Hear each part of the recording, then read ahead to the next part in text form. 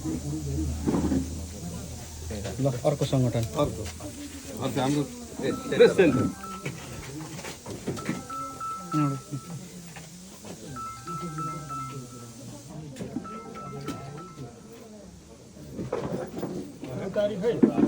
यहाँ चौतारी आइसक्नु भयो चौतारी पनि आइसक्यो आइसक्नु भयो ल अध्यक्षज्यू आफै हुनुहुन्छ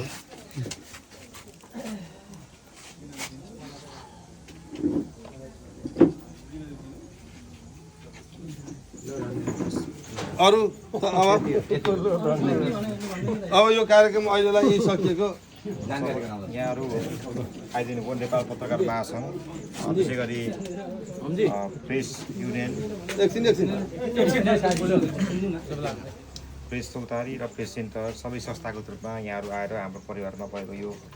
दुःखद घडीमा शोकलाई शक्तिमा बदल्ने हामीलाई उत्प्रेरणा दिनुभएको छ र यहाँको यो उत्प्रेरणाले हामीलाई पक्कै पनि सहानुभूति प्रकट भएको छ र अर्को कुरा चाहिँ हाम्रो यो खास गरी बौद्ध परम्परा अनुसार आमाको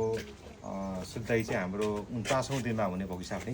त्यो 49औँ दिन भनेको चाहिँ यो भदौको 2 गते पर्ने हुन्छ त्यतिखेर हामी निमन्त्रणा पनि गर्छौँ